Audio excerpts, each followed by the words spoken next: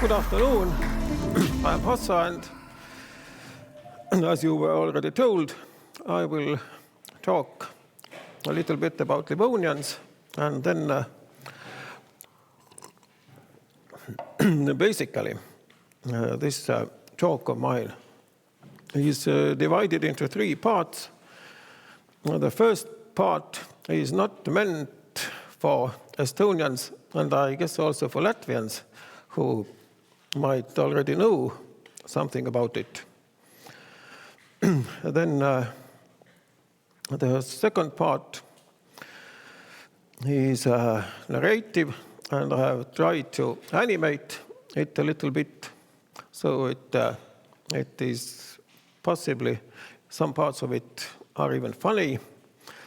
And then the third part will be the theoretical part. It's not just an explanation, but it's a sort of a trying to bring out the philosophical idea or concept or perspectivism that emerges from these narratives that I will present to you, very explicit narratives. And I will do it with the help of some citations by Eduardo Viveiros de Castro, a Brazilian anthropologist, quite well known.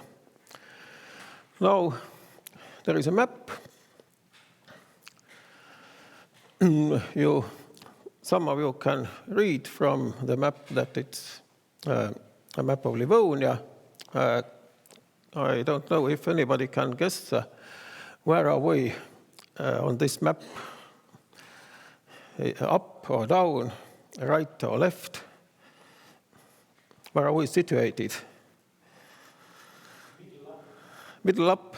Okay, then it's on the Google map, it looks like that. It's basically the same territory, but the previous map was from the 16th century, and it was a map of Livonia.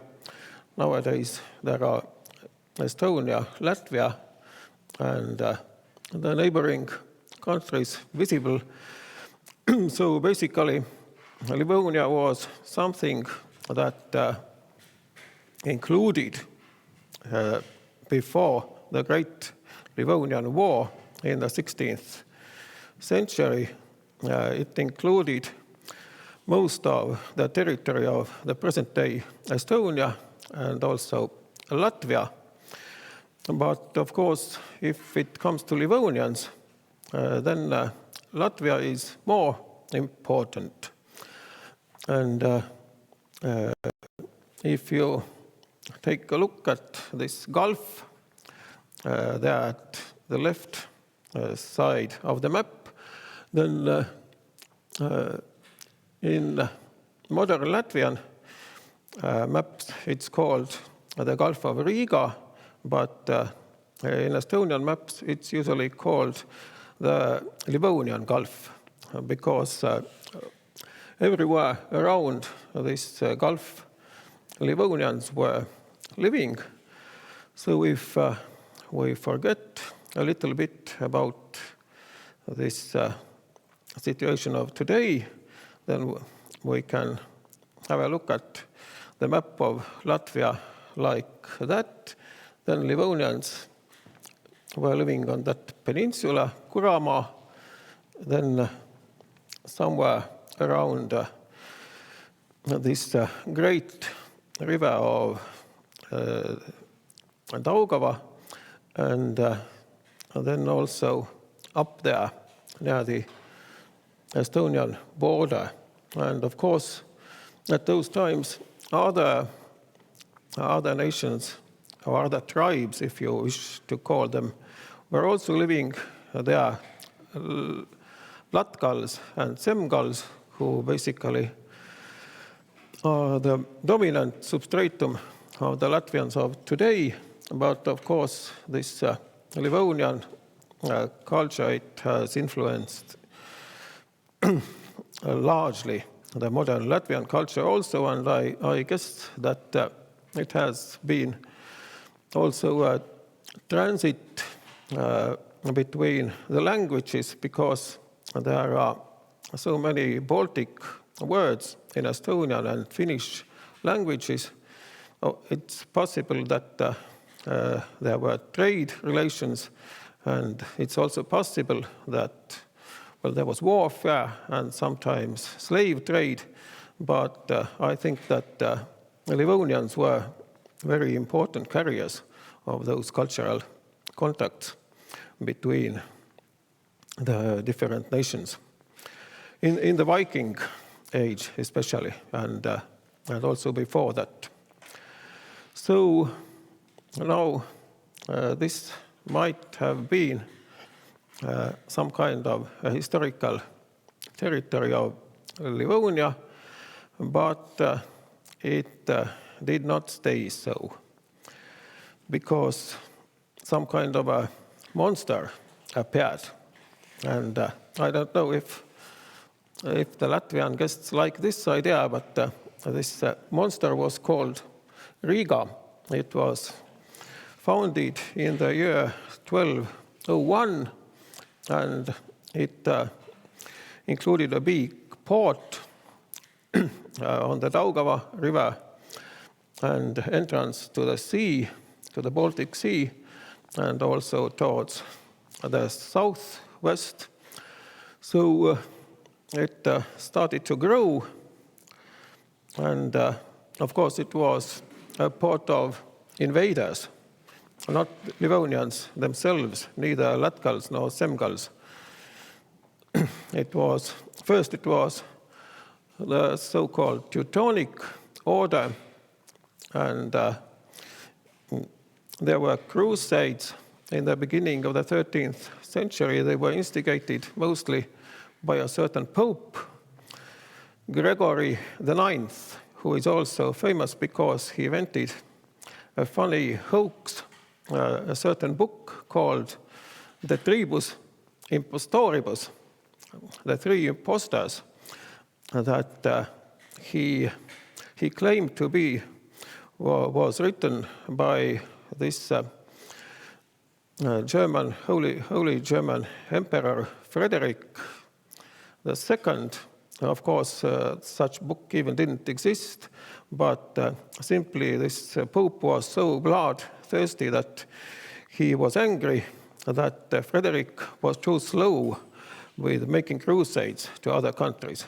So he wanted the emperor to comply, and invented this funny idea of a book about three impostors who were meant to be three founding figures of the monotheistic religion: Moses, Jesus, and Muhammad. And of course, afterwards, people started really to write those books. And there have been also some copies of that book in Livonia, especially after this Great Livonian War. Now, this order was renamed or refounded in a way in 1237. It was called the Livonian Order, and it carries this name of Livonians, but in fact it was the beginning of the extinction of Livonians. So this gradual expansion of Livonia, the Livonian Order, and all those state apparatuses there, it meant ethnic, well, I guess not just ethnic cleansing, but some kind of ethnic withering away that finally reached to a point in the beginning of the 20th century when Livonians were already almost extinct, although basically I think they still inhabit the country, but nowadays they have become Latvians So they have been assimilated to Latvians, and that's why, in a way, this Latvian culture is sort of a mixture of these influences from the north and from the south. So it's somewhere in between the Lithuanian and Estonian and Finnish cultures, maybe the most interesting cultural hybrid in the region. So now I will come to the second part, and it concerns certain folklorists. You will see him just recording somewhere in the 1920s, something that an old woman is going to sing. His name was Oskar Loorit, and he made many expeditions, especially to the land of the Livonians. The first expedition to this Kuramaa Peninsula, when he was still just 20 years old, he very swiftly learned the Livonian language.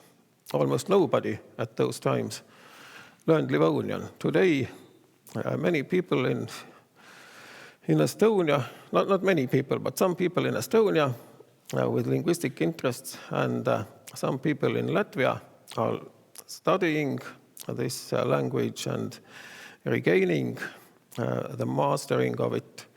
But those times it was a reality. Livonians gave him a Livonian name, Valdapää. And then he got such an amount of material that during the 1920s he published 3 volumes of Livonian mythology, Livonian religion, Liivi rahva usund. Later on, some other parts of it have been published this century. But of course, mostly those 3 volumes had influence in the 20th century. And then in 1937, it's a time when everywhere in Europe some kind of authoritarian regimes took power, and then in Latvia they started to think that Loorit is encouraging Livonian separatism or something. So he was banned from entering Latvia.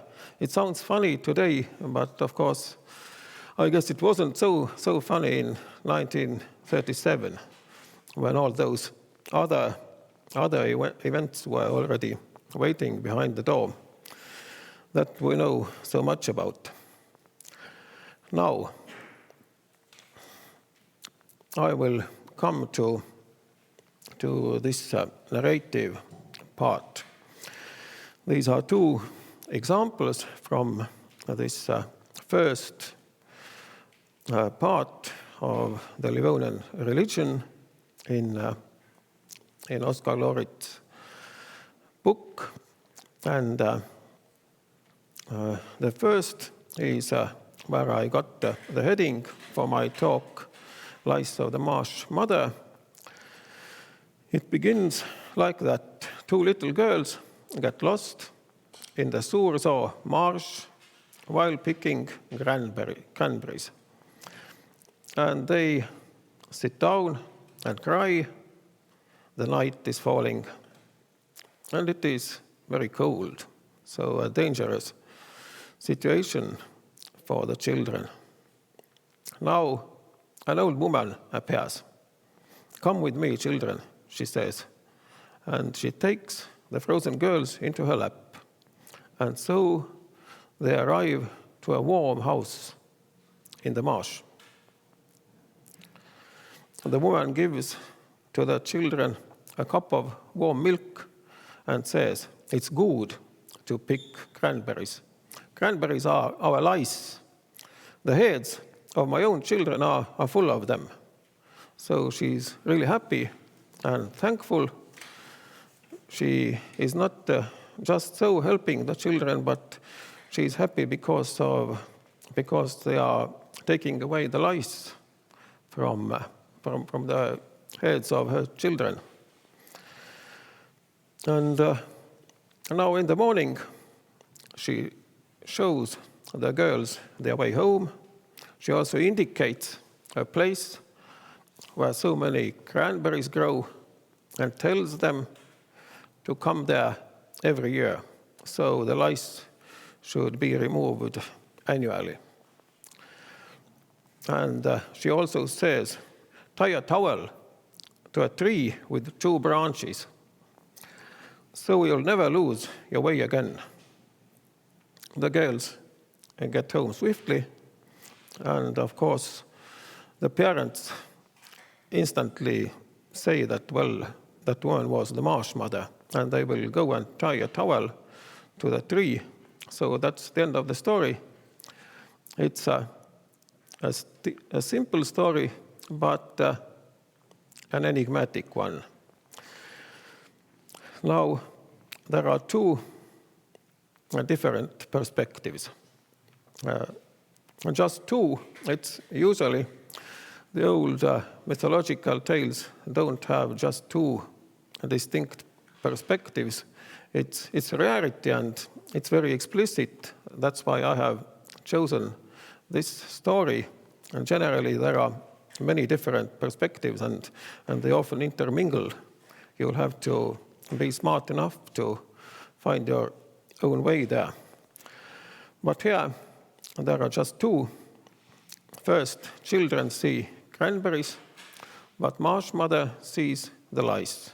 And then children freeze in the marsh, but it's a warm house for the marsh mother. And then again, children were searching for food, but she wants to get rid of the harm.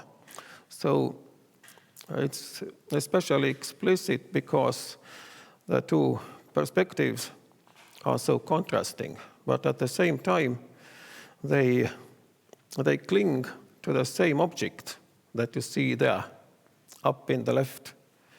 Whether you call it the lice or whether you call it cranberries, it's up to you, but that it is. That's it. Something, a point in space, in nature, as we would like to say, where the interests of the 2 parties exactly coincide.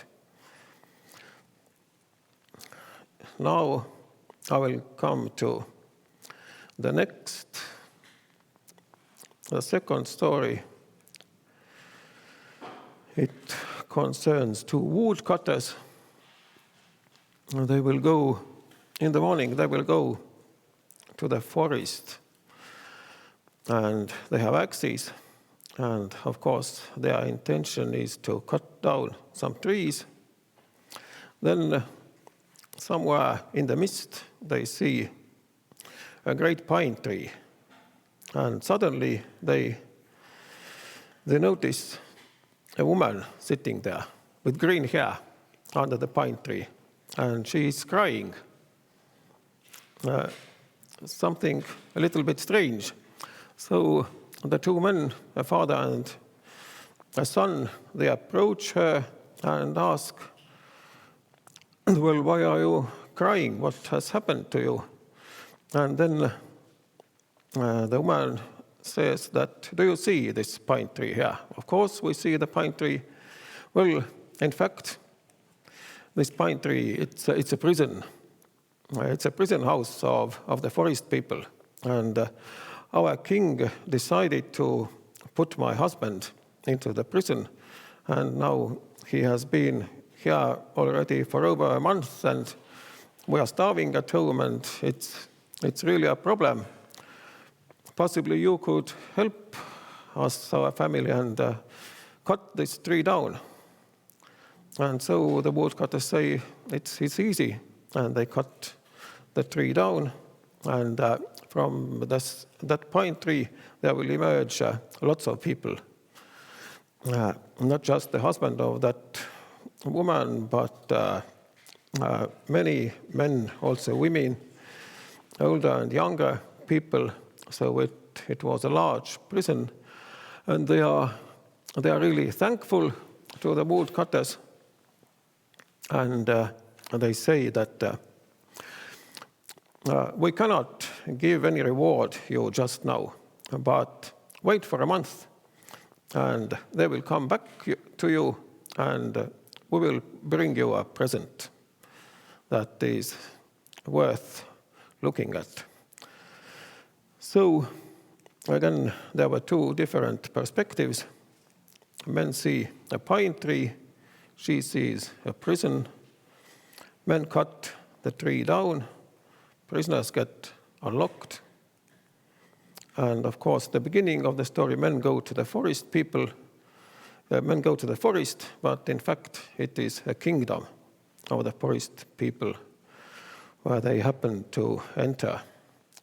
So it's not so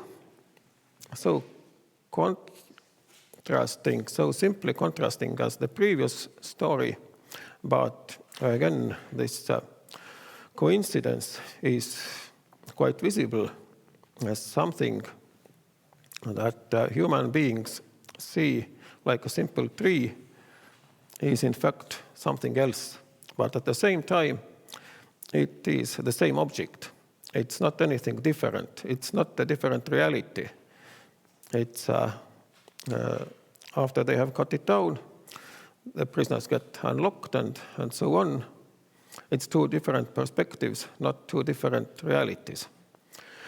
Now, this story has also an ending. Those forest people, after a month, they will come to the woodcutters and they will bring them a beautiful horse. That's funny, but the horse is not an ordinary horse. They say that you cannot put it into the stable with the other horses. We will build you a special stable. And they will start building it. They will only do it during the night. They cannot do it in daytime. It's impossible. And then again, they will bring the horse to the stable. And well, it's a fantastic animal because it can ride just with the speed of thought. You just think somewhere, and there you are. So, in fact, it's not a horse. It's something else. It's something that the forest people said to be a horse, but from the perspective of the human beings, it's something totally different. It cannot be called an animal even. So again, there are two different perspectives. Now, this bridge is really wide. Forest people give a horse, but ordinary men, they get a spiritual channel connecting them to the beyond. Basically, you can go anywhere. It's like something like the shamanic instruments, like the drum of the shaman, that might also be a boat, or that might also be a reindeer somewhere in Siberia. So this horse carries the features of such a magical instrument. But again, it is a horse because it is alive. Of course, the shamans also said that the drum is alive. It never was just a dead object. Everything that made it possible to travel to the beyond and back, all those, as we call, objects, they were really not objects. They were beings. Now comes the third part, and it's about perspectivism.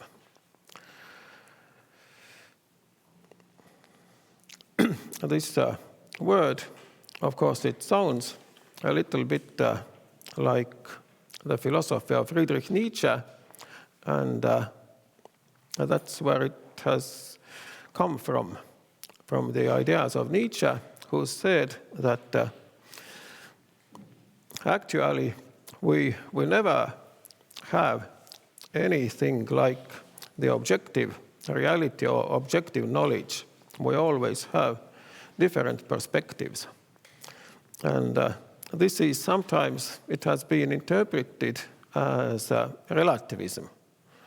But of course, it's a stupid idea because relativism means something different. Relativism, the idea of relativistic gnoseology, relativistic cognition, it means that there is some kind of objective reality out there, and then there are me and you and, well, plants and insects, whatever. Everybody has a different perspective, and all those perspectives are subjective, while the objective reality itself, it stays as it is, and possibly only science can approach it. This is the attitude that Bruno Latour has called the particular universalism. That means this Western attitude that although all the cultures have some kind of vision about nature, about the surrounding things, then it's only we, the Western people, who have this very different approach to objective reality that really coincides with how things really are.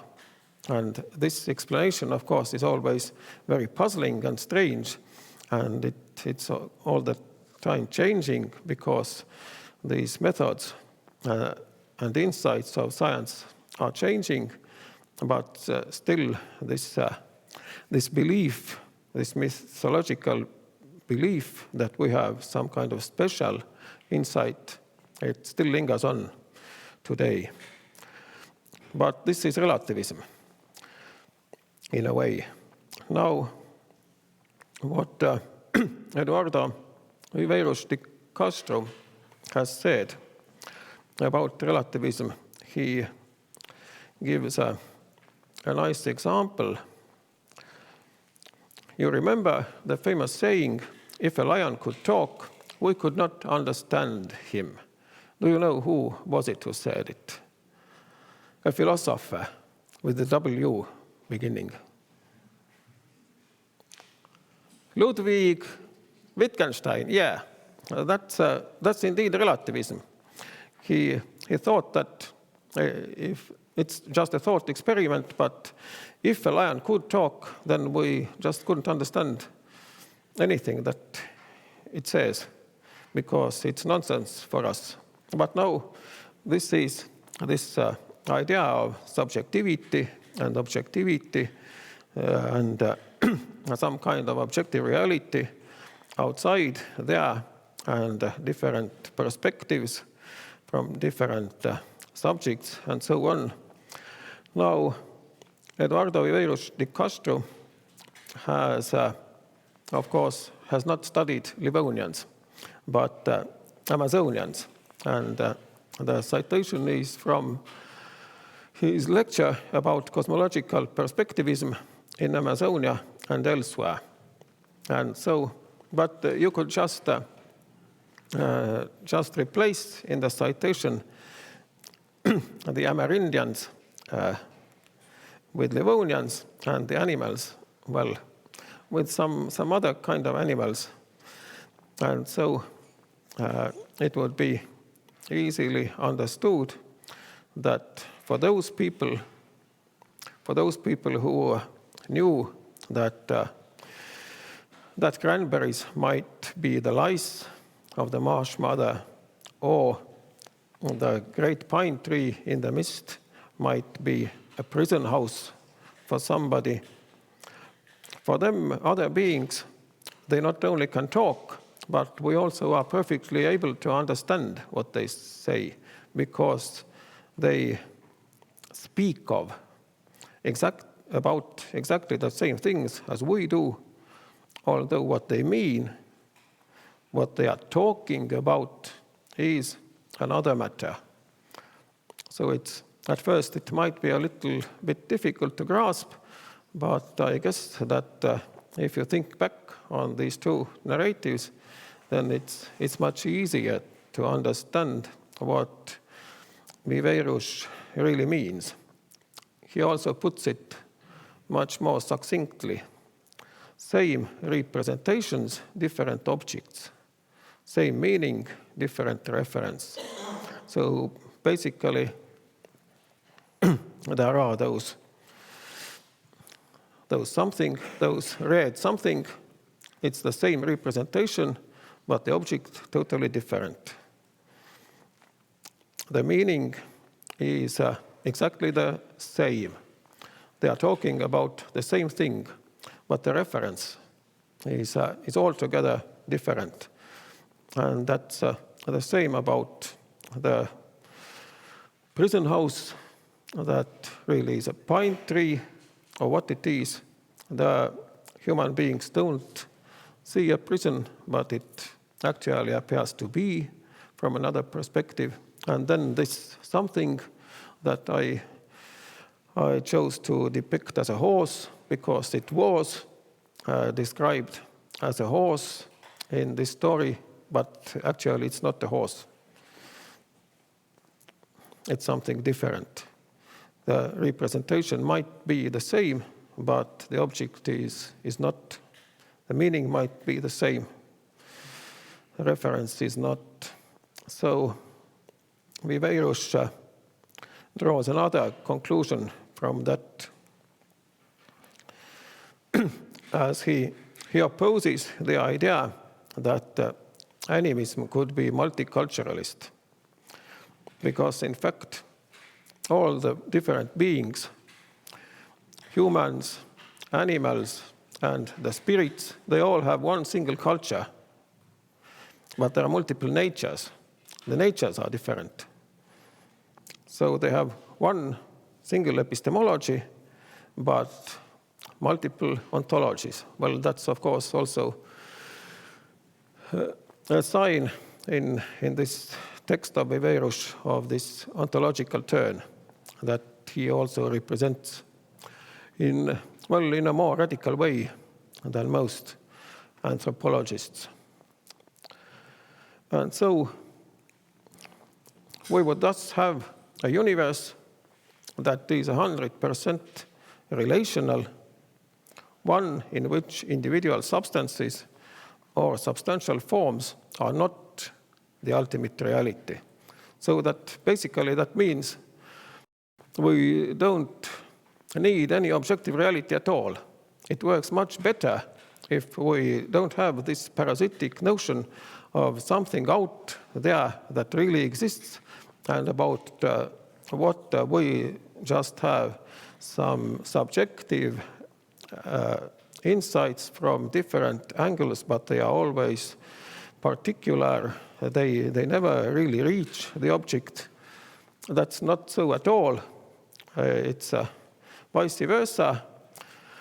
Everybody sees the whole object, and everybody sees it just as it is. Simply,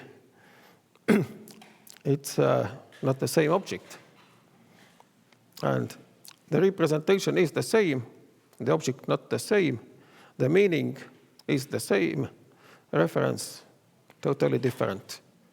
And that makes up this relational universe where things can only exist in relation to other things. So it's impossible to imagine objects separated from anything else. There are no such objects. But then, if there are no such kind of objects, then the notion of the object, it loses sense. It has no meaning anymore. So the idea of the object and subject, it belongs to the trash bin of of history. Thank you.